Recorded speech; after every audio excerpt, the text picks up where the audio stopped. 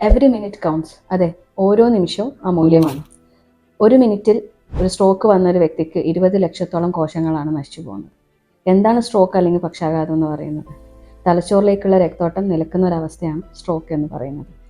World വൈഡായി സാധാരണക്കാർക്ക് പോലും മനസ്സിലാക്കാൻ പറ്റുന്ന രീതിയിൽ ഒരു ഈസി ന്യൂമോണിക്കിലാണ് ഈ സ്ട്രോക്കിൻ്റെ ലക്ഷണങ്ങൾ നമ്മൾ ഓർത്ത് വെക്കുന്നത്. അതാണ് ബി ഫാസ്റ്റ്. എന്താണ് ബി? ബി എന്ന് പറയുന്നത് ബാലൻസ്.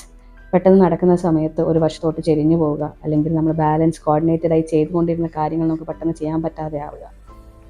ഈ ഐ എന്ന് പറഞ്ഞാൽ പെട്ടെന്ന് നമുക്ക് കാഴ്ചയിലുണ്ടാകുന്ന മങ്ങൽ, കാഴ്ച രണ്ടായി കാണുക, അല്ലെങ്കിൽ കാഴ്ചയിൽ പെട്ടെന്ന് കണ്ണിൽ ഇരുട്ട് കയറുക, ഇതൊക്കെ ഐയിൽ വരുന്നതാണ്.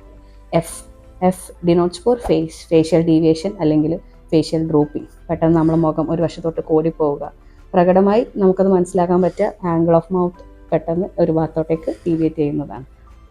എ എന്ന് പറയുന്നത് ആം ഡിസബിലിറ്റീസ്, മെയിൻലി കൈകാലിലുള്ള തളർച്ച, കൈകാലുകളെ തരിപ്പ് കൂടെ നമ്മൾ ഓർത്ത് വെക്കേണ്ട ഒരു ലക്ഷണം കൂടിയാണ്. എസ് ഡിനോട്ട്സ് ഫോർ സ്പീച്ച്, സംസാരിക്കാനുള്ള ബുദ്ധിമുട്ട്, അല്ലെങ്കിൽ സംസാരിക്കുന്നുണ്ട് പക്ഷെ അതിൽ വ്യക്തത വരുന്നില്ല, അക്ഷരങ്ങൾ കൂട്ടിച്ചേർക്കാനുള്ള ബുദ്ധിമുട്ട്, സംസാരത്തിലുള്ള പ്രശ്നങ്ങളാണ് സ്പീച്ച് കൊണ്ട് ഡിനോട്ട് ചെയ്യുന്നത്.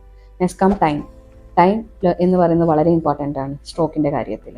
കാരണം രോഗലക്ഷണങ്ങൾ നമ്മൾ മനസ്സിലാക്കിയതിന് ശേഷം എത്രയും പെട്ടെന്ന് ചികിത്സാ സഹായം തേടണം. ഈ രോഗലക്ഷണങ്ങൾ കണ്ടുപിടിച്ചതിന് ശേഷം എത്രയും പെട്ടെന്ന് തന്നെ CT അല്ലെങ്കിൽ MRI സൗകര്യമുള്ള ഒരു ഹോസ്പിറ്റലിലേക്ക് എത്തിക്കുക എന്നത് വെരി ഇമ്പോർട്ടൻ്റ് ആണ്.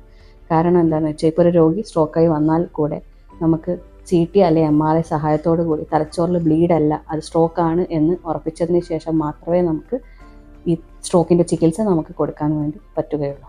അതുകൊണ്ട് സ്ട്രോക്ക് വന്നതിന് ശേഷം എവിടെ ചികിത്സാ സഹായം തേടുന്നു എന്നുള്ളതിന് കൂടെ വളരെ ഇമ്പോർട്ടൻസ് ഉണ്ട്. സ്ട്രോക്ക് നിർണ്ണയിച്ചതിന് ശേഷം ഒരു ഗോൾഡൻ അവർ എന്ന് പറയുന്ന ഒരു ടൈം ഉണ്ട്. പിന്നെ സ്ട്രോക്കിൻ്റെ ലക്ഷണങ്ങൾ തുടങ്ങി 4.5 മണിക്കൂറോളമാണ് മെയിൻലി ആ ഒരു ടൈം പറയുന്നത്. അതിൻ്റെ ഉള്ളിൽ നമുക്ക് ത്രോംബോലൈസിസ് എന്ന് പറയുന്ന ചികിത്സ കൊടുക്കാനും അതുവഴി തലച്ചോറിലേക്കുള്ള ആ രക്തക്ലോട്ട് നീക്കം ചെയ്ത് തലച്ചോറിലേക്കുള്ള രക്തോട്ടം ആരംഭിക്കാനും സാധിക്കുന്നതാണ്.